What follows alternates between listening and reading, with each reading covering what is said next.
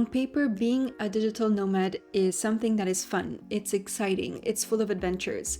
And while it is, there's also a reality that I don't think we talk enough about, and that I wish I had known about sooner, and that I want to share now with you. So many of you have requested this topic when I shared some snippets of it on my Instagram stories. For context, 6 months ago, my husband Dennis and I started traveling and working at the same time. So I thought this would be the perfect opportunity to share my reflections with you and share what it's really been like for us in the hopes that it can serve you in one way or another. I think that so often we compare our life to other people's highlight reels. And then we feel anxious, we feel stressed, we feel frustrated, we feel disappointed in ourselves. And personally, I have found a lot of value in seeing what the whole picture for someone is. And so today, I really want to go into what it's been like for us behind the scenes. This is for you if you're considering becoming a digital nomad, whether it's alone or with your partner. But it's also for you if you're not planning necessarily to have this type of lifestyle, but you would find it really comforting to see both the highs and lows of a relationship, or if you're going through some changes in your relationship because you might be in a new season. So what I'll first do is share what I love about this lifestyle and why I would recommend it if this is something that you have the opportunity to do. I'll then share the challenges that you don't necessarily see, and then I'll go into how those challenges impacted us as a couple and what helped us get through those challenges.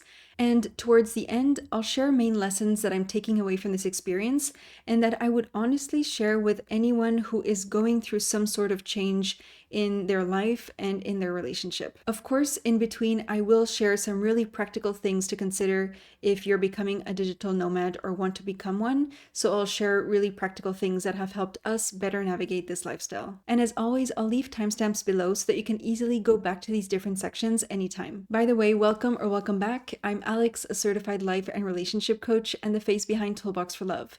I've been with my now husband Dennis for almost 16 years, and this is a place where I share what I've learned and what I continue to learn about how to build a relationship that feels good to be in and how to overcome challenges that might be getting in the way of that. So make sure to subscribe if you want to be notified when the next videos are up. So here's what we love about this lifestyle and why we'd recommend it if it's something that you're also thinking about. And let me just start by saying that this type of lifestyle is something that is temporary for us.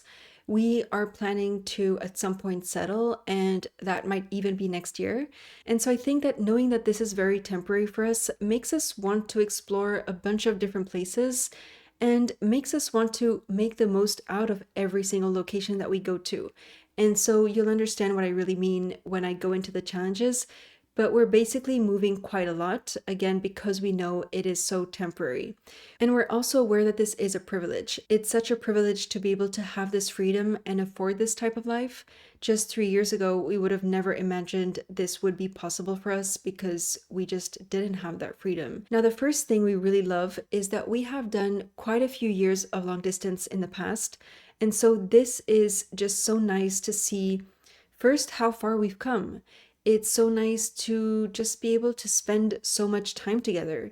It's so nice to finally build a life together and create core memories. And so that for us is such a special experience because we've postponed all of this for such a long time. We've also been visiting places that have been on our bucket list, and so it's just really satisfying to have visited those together. And if you've been following me for a while, you know that Dennis and I have very different hobbies, different interests, different personalities.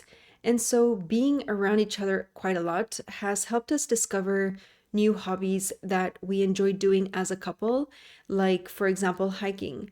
So it's like we discovered new sides of our relationship and new sides of each other as well. We've also finally had the chance to visit each other's family members in South America. So Dennis is half Peruvian and I am half Ecuadorian. But I had never been to Peru and he had never been to Ecuador. And so it was just so nice to meet some of his family members for the first time and vice versa. It was such a special experience to do that, especially because we have been together for almost 16 years and we never had this opportunity because of work, because of our studies or our finances. Then another thing that we really love is that when we get to a new place, we love to experience the places like a local. And so we try to avoid the touristy stuff just because that's our personal preference and something that we're aligned on. And so experiencing a place like a local is like experiencing the behind the scenes of a country, of a city, of a neighborhood. It's going, how can we actually live in this place? How can we actually be functional? Where do people typically go for groceries? Where do locals go to eat? What do they typically do? And so that for us is really fun. But it's not just about seeing the behind the scenes of a country, of a place. It's also going, well, when we want to settle, what is important for us? And so traveling and discovering different places has helped us pinpoint what is important for us in the future. For example, what is important in a neighborhood? What is important in a home? What do we need to be able to function together?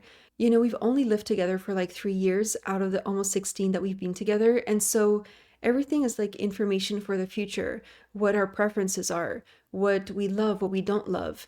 And so that's just something that has been very helpful for us. And we keep on discussing this like, oh, what did you love about this Airbnb?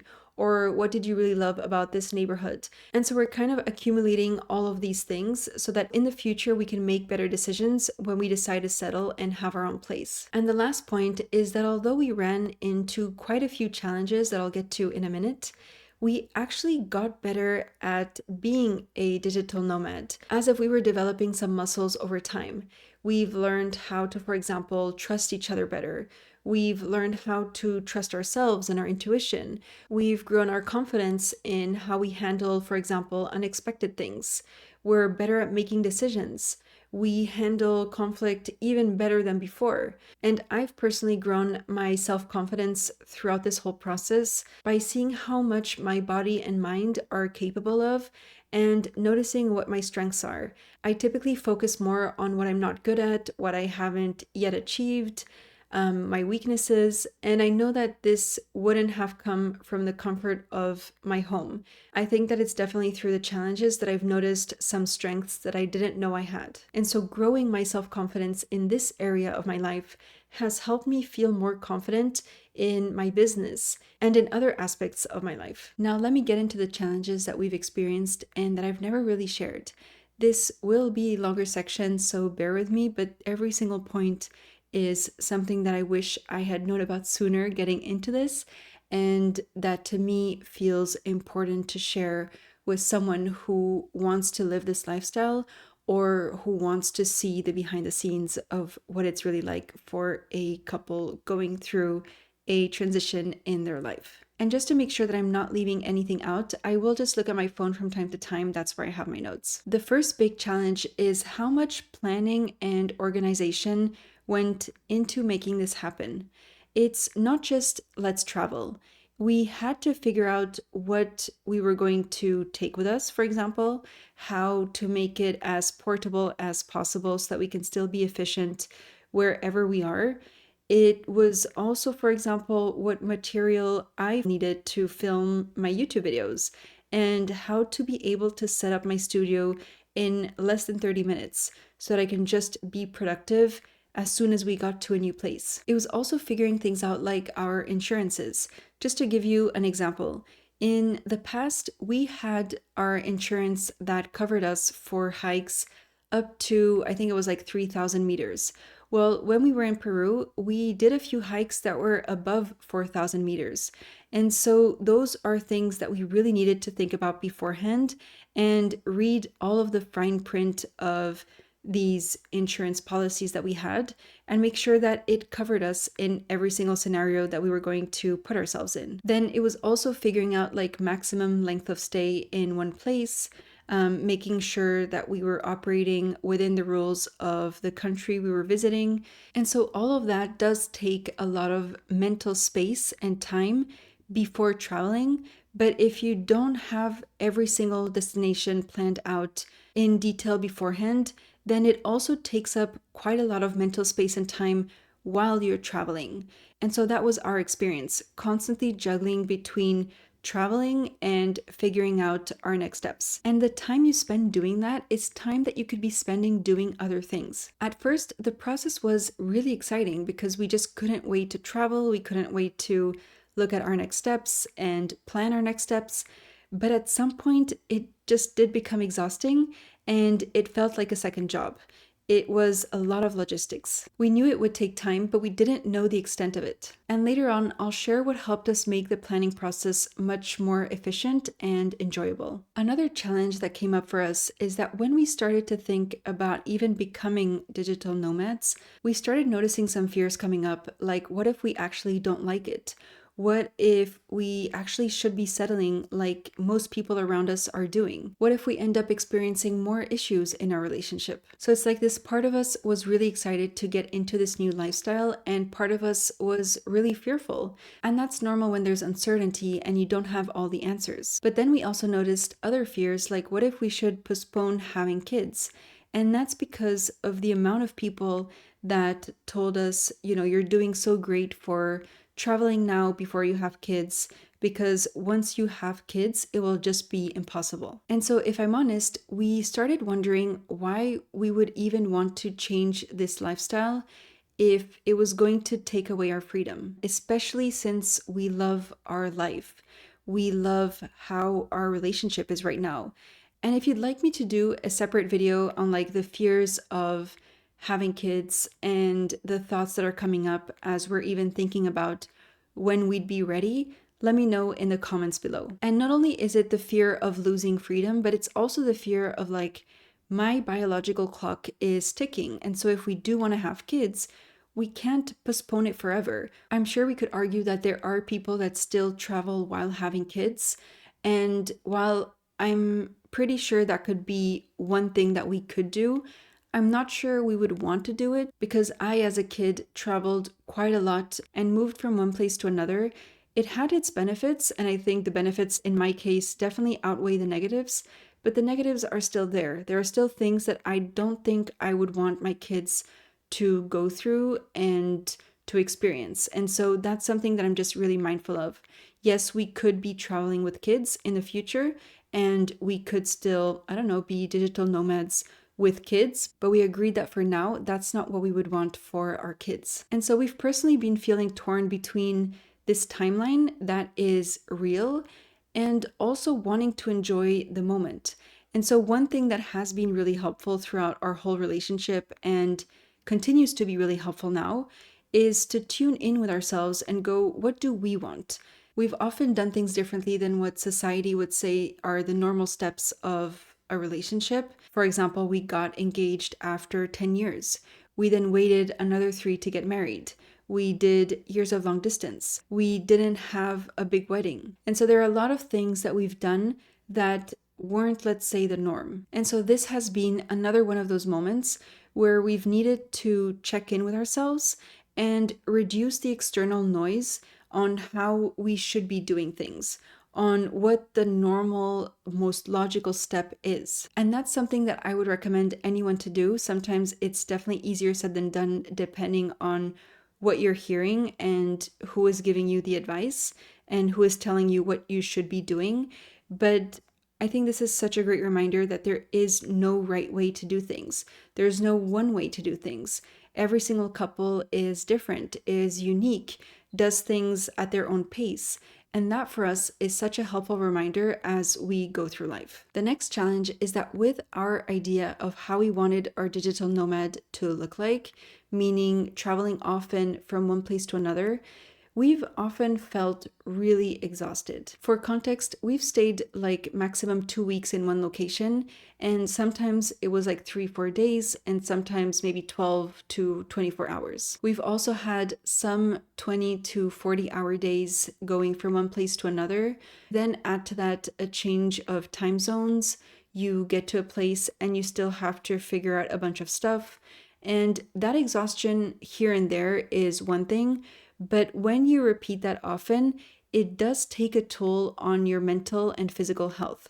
It personally disrupted my sleep cycle, my skin condition. So I've developed eczema since I got COVID last year, And it got much worse with traveling, with the change of environments, with the temperatures, with the stress that can come with traveling. It impacted my energy levels, and I wasn't expecting that. And so it does take a toll on your relationship because you do operate very differently when you're exhausted, when you're not feeling at your best. And I'll get more into it when I get to how this lifestyle has impacted us, but it has definitely been something unexpected. We thought we would be able to handle all of these changes really smoothly, but our body and our mind have definitely felt the impact. Then, with moving around a lot, also came a lack of stability. We personally chose to book Airbnbs in like 99% of the places that we traveled to because that felt more like having our own home and our own space to work and function. But when you get to a new place, and as obvious as it sounds, that means getting used to a new environment. It's having to find your points of reference. For example, where you're going to do your groceries. It's where you're going to do your laundry if the place that you're staying in doesn't have the washing machines. So you're adjusting to a new place, but then you leave, you go to a different place, and you basically have to adjust all over again. And so it does feel like you're constantly adapting, adjusting yourself, and that stretches you so much sometimes that you just want to settle. You just want to be in one place, you want to know where your stuff is, you want to know where you have to go for certain things, you don't want to be thinking of logistics, you don't want to be figuring stuff out or having to, unpack and pack your suitcases every few days. And then you might really love one location. For example, you work well in one of the Airbnbs that you chose, but not in another. Or maybe you got really sick when you planned to work, or you were on a roll in one place and then you have to pack your suitcase to leave the following day.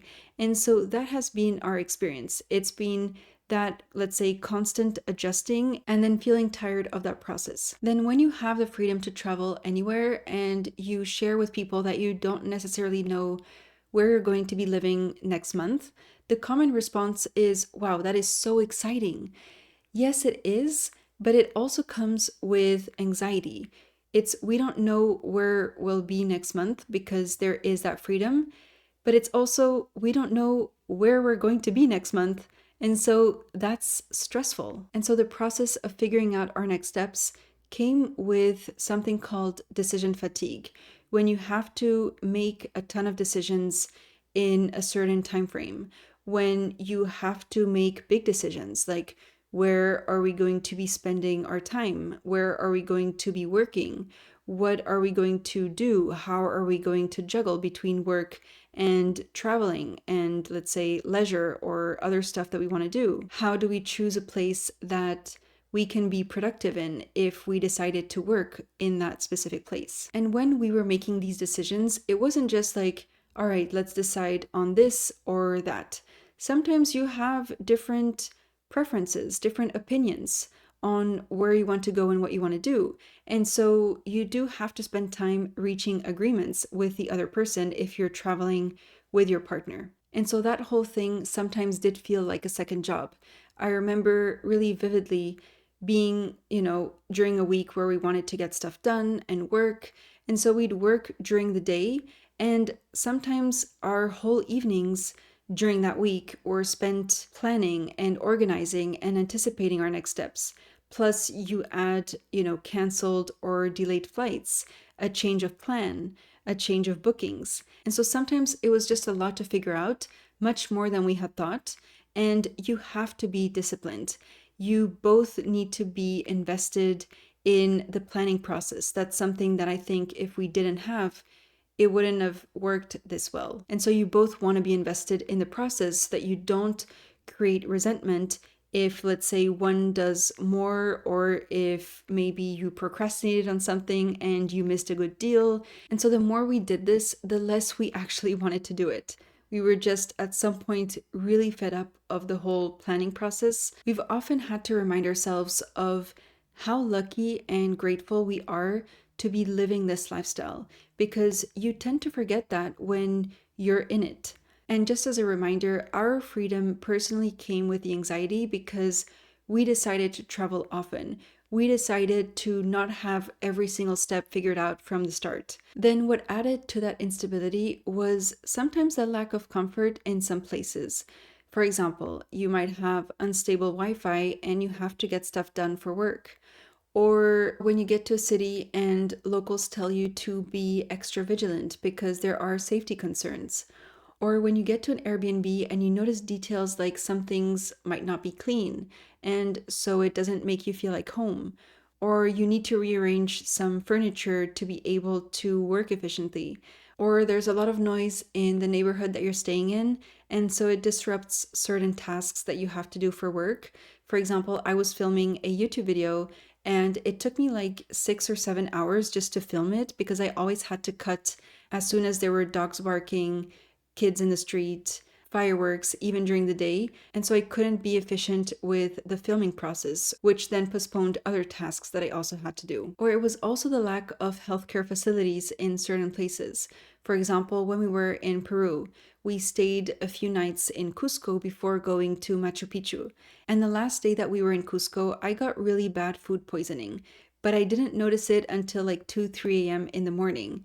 We struggled to find a hospital that was open at that time, and we were supposed to be on a bus to go to Machu Picchu from Cusco at like 7 a.m. in the morning. So we had just a few hours in between. And so we were desperately needing a doctor, not just because we then had to go to Machu Picchu, but also because it was just the worst food poisoning that I had ever experienced.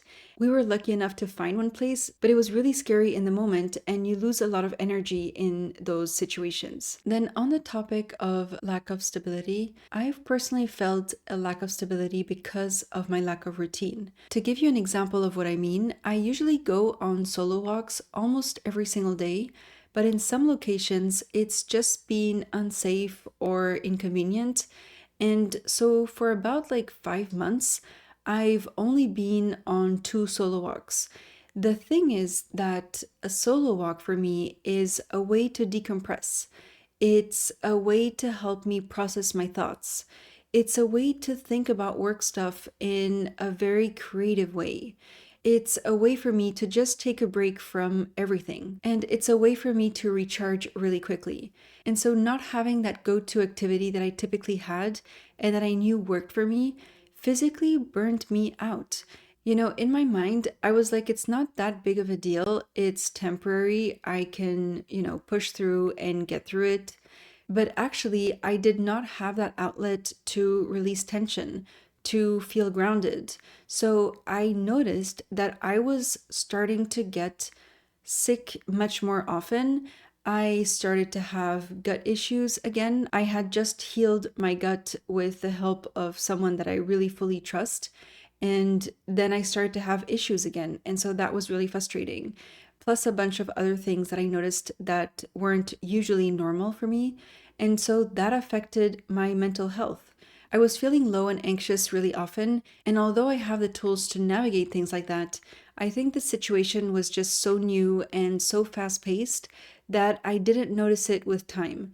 And so when I noticed how much of an impact it was having, I wanted to be in contact with someone who was external and who could hold me accountable to get back on track. And so I started seeing a therapist through a platform called BetterHelp. This video is not sponsored by it, but I will link a referral link below if you want to try out 2 weeks for free. I think I do have a link, so if I do have it, I will put it in the description below. It's a platform that I actually really like and that I found very user-friendly and helpful. And I've even recommended it to friends and family, so some of them are already on the platform. Although I am a life and relationship coach and have the tools in my toolbox, it's sometimes just so helpful to have someone objective and external to be able to point things out to you that might not be as obvious when you're in the situation, when you're in the thick of an experience. My therapist reminded me how much our environment plays a role in how we show up. That could be who we spend time with, that could be what we're doing. It's how safe and how comfortable we feel in a place. And again, because of our fast pace, I did not check in with myself enough. I did not fill my cup. I did not take the time to slow down. And, I've learned a lot about my personality in the past years, and that's one of my weaknesses.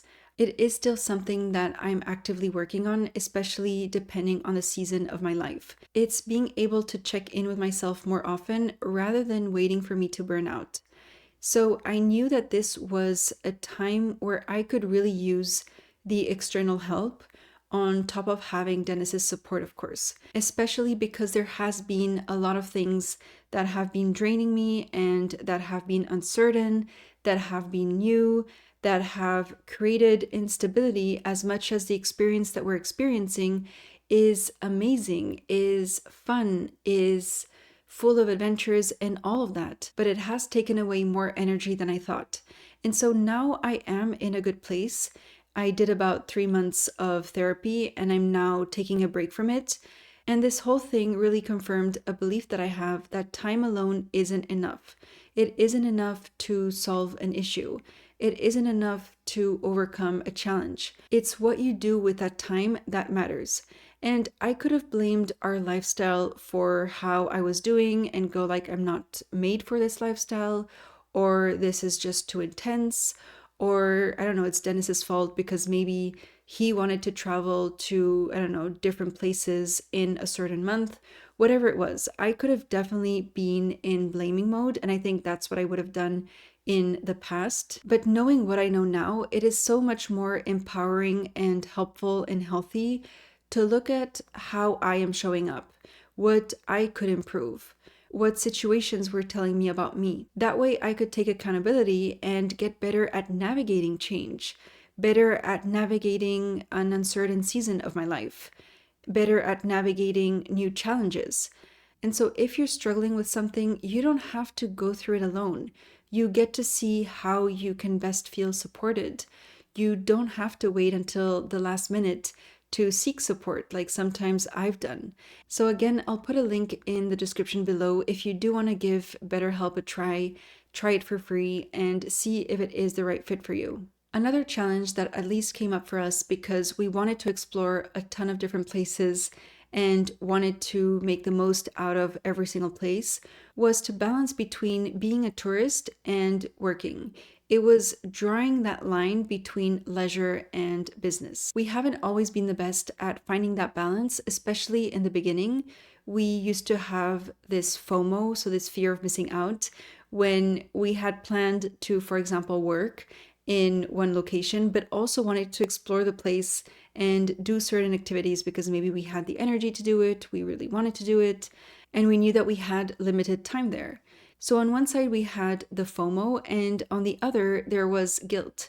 There was the guilt of sometimes doing an activity and exploring a new place and going like, but I maybe should be working. Or there are so many things that have just accumulated because we've been traveling that I want to complete, that I want to progress in. But right now we had decided, I don't know, 2 months ago to book tickets to this place, and now it's the only day that we can do it. And so that came up pretty often. And there was a period where we really didn't feel like we had that balance, and we started to notice a loss of momentum in our work. That could be, for example, in my case, I would start developing a new course, work on a new project. Then we'd get to a new place and maybe have unstable Wi-Fi, maybe have a bunch of things planned out that maybe just took more energy and time than expected.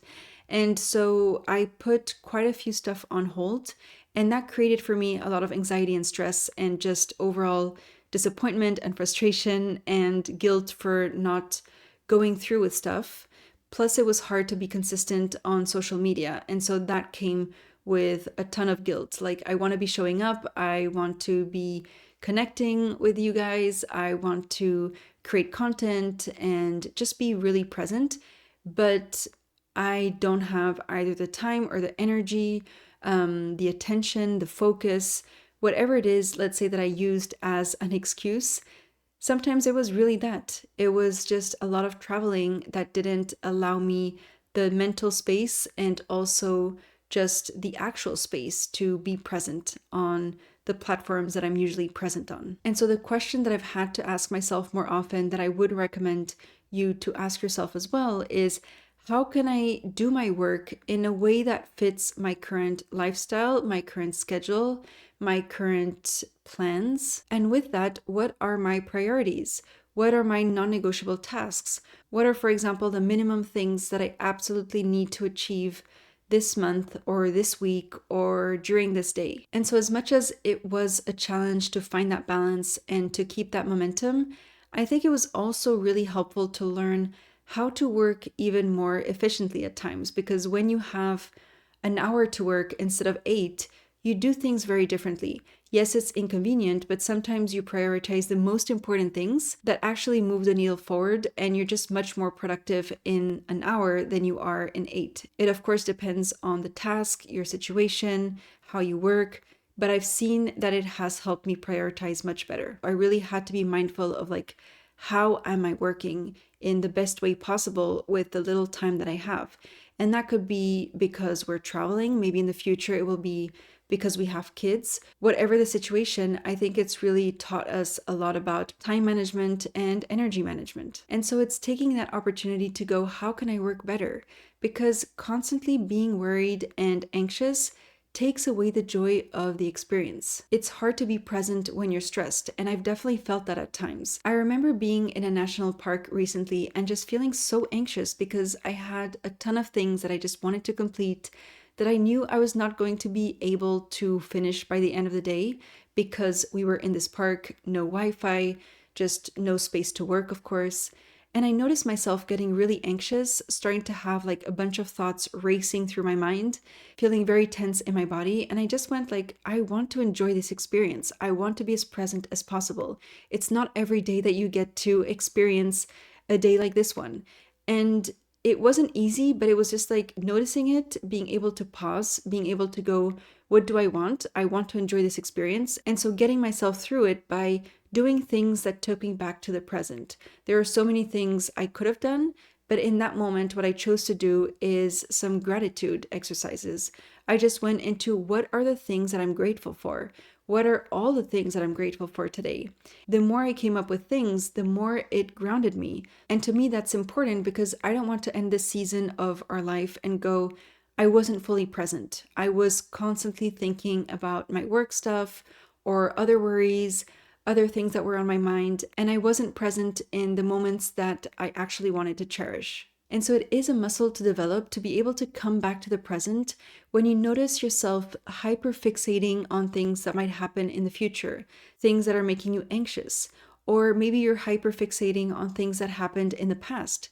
The only thing you can control is what is happening in the present, is how you're showing up, what you can do about a situation right now. And so as soon as you focus on the present, you will see how much your stress and your anxiety and your worries start to simmer down. The more you can do it, the more empowered and the more confident you'll feel in the process. One practical thing that's helped us better juggle between being a tourist and working in one place is staying 1 or 2 weeks in one spot to be able to move the needle forward in our work, and then have like 3 or 4 days where we visit a place and it might be more intense because it takes us the whole day.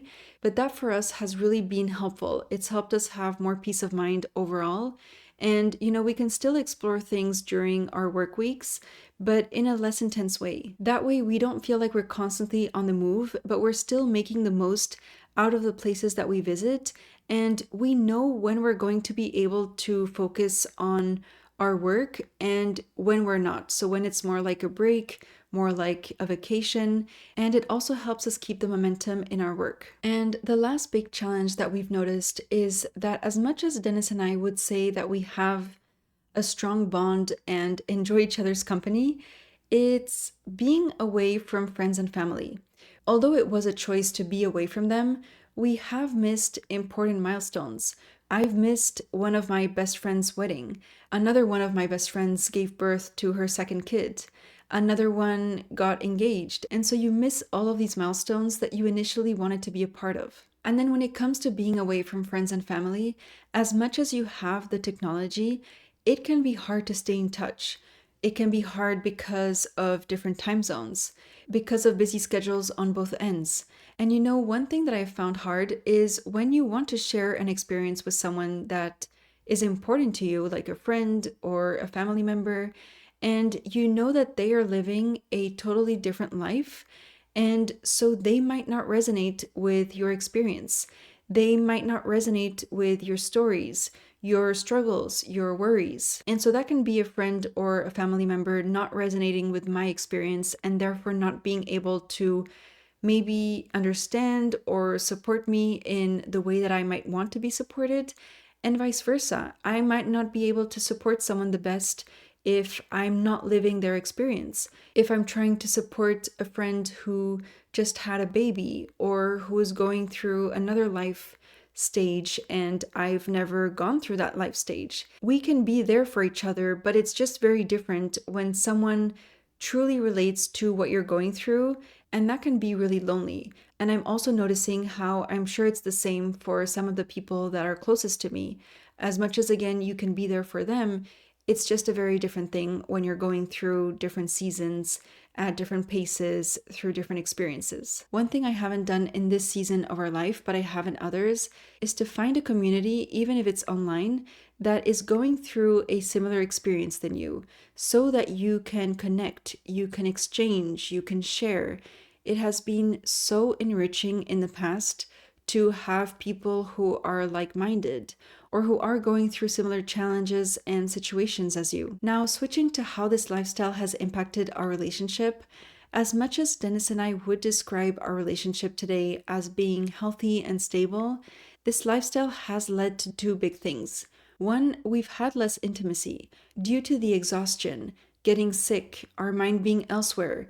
It was just not a priority. You could argue that we could have prioritized it much more, but the reality is that it was just the last thing on our list because we were a lot in survival mode, constantly thinking about where we were going to be living, adjusting to our environment, dealing with unexpected things. And so your mind is elsewhere and you just have other priorities. So, this, of course, can be very different for you if you get into this lifestyle. But this has been our observation. We're in a good place now, but it was definitely something that we didn't expect. And two, we've bickered much more than usual, especially in the first few months. We'd have these petty arguments.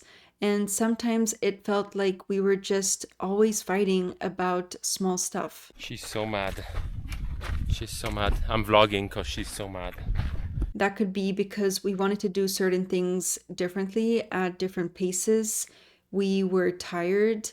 We'd be annoyed when things didn't go as planned. And so we could be extra sensitive, short tempered. We'd assume the worst in each other and we blamed each other just much quicker. And that just wasn't fun at all. It led us to feeling disconnected at times, even though we were 24/7 together, even though we were enjoying these amazing places together. And so here's what's helped us. When it comes to intimacy, it's being able to connect in other ways as well, so that the lack of intimacy doesn't become a source of frustration and resentment. Being intimate is one way to connect with your partner, but it isn't the only way. Intimacy for us is important, but in this season of our life, it was hard to be as intimate as we wanted to, and that's okay. It was helpful to remember that this is a temporary season of our life, that we're new at it, and that we won't have all of the answers from the start. What we did notice, though, is that the better we got at navigating life as digital nomads, the more capacity we had for intimacy. To help us reduce the bickering, it's been really helpful to separate between what's worth fighting about, getting stressed about, and what's not. Can we remember that this season is new to both of us and that we're likely going to make mistakes? Can we notice when we're tired and see that that might be why we're extra sensitive, extra impatient, and that we're taking things the wrong way? Are there things in our travel schedule that we might need to cancel or postpone so that we can make more space for us? We can make more space to recharge. The other day, for example, we noticed at like 2 a.m. before bed that we would only get like 2 to 3 hours of sleep before a really long day of exploring and hiking in a national park the following day because we had been traveling the whole day before that. And so we got to our new Airbnb really late And us 3 months ago would have just gone through with that activity that we had planned for the next day. We would have visited that national park, done our hike, just really pushed through it. But this time we knew that we would pay the price. We knew that we would not be productive the day afterwards when we wanted to be productive and work. We knew that we would likely fight more. We knew that we would likely also not enjoy the experience. We decided to postpone it, and because our time was, of course, limited in that location, we didn't have many options as to when we could postpone it. So we combined it with something else and decided to have a really intense day, like 2 or 3 days afterwards. But at least our decision was much more conscious, was much more healthy, was much more in tune with our energy levels and our preferences in that location. Sometimes we don't have the option of postponing something because of the limited time that we have in one location. But if we can, and if we can take that decision anticipating how we're going to be, it's just really helpful and really wise. And so it's something to be mindful of. You never know how you're going to be on that day. And so it's like, how flexible are we? How much buffer time do we have? And can we keep the conversations flowing so that we can feel aligned with whatever we're choosing to do? Something else that's been really helpful is to know what we each need in this season of our life. What needed to happen for us to function well as a couple during our long distance years isn't the same as when we were living together. And it's not the same as right now in the season of being a digital nomad and traveling and working and doing all of these different activities. Sometimes we can forget to adjust and recalibrate and check in with each other as to what it is that we each need. We as people evolve. We don't always have the same preferences or the same approach to life depending on the season that we're in. And so it's really good to check in with each other and not assume that what you needed last year is what you need this year. For example, although we now spend a lot of time together, we also need our alone time. And so instead of waiting for us to get frustrated because we need our alone time and we haven't carved that time out, we intentionally make sure that we have our own space in the Airbnb that we're in. We try to have our own office spaces. We try to have even different bathrooms at times. We try to have just different times in the day where we can each do our own stuff. So it really depends, of course, on you, on your needs, on your preferences. But notice how you function well in the season of your life and adjust what has to be adjusted. And so, in figuring that out, it is so helpful to remember that a moment of tension, an argument, a disagreement, a frustration, an annoyance is an opportunity to understand what it might be signaling, what is lying underneath.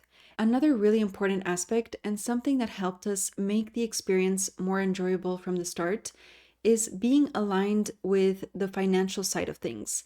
We learned how to talk about money with a financial coach in the past because we had never talked about our finances together up until like 7 years into our relationship. And money is one of the things that couples fight about the most. So before traveling, we had conversations around how we would afford this lifestyle. We agreed that we would set a fixed amount per month that we could spend, that we could count on Dennis's income every single month, and a safety net and extra income on my side. That's what we needed in order to be digital nomads. We needed to know how much we had at our disposal every single month, who would pay for what, and what we valued spending money on. I think it would have been a really stressful experience for us if we had irregular incomes, if we didn't have visibility on how much we would be earning every single month, and if we weren't aligned on what we wanted to spend our money on. I guess that depends on how much risk you can tolerate. It depends, of course, on how your job is set up, and it depends on your preferences when it comes to spending habits. One thing we have found really helpful in managing our finances, especially since we had things on our bucket list that would be out of our budget certain months, was to, of course, decide if we were okay spending that money for certain things.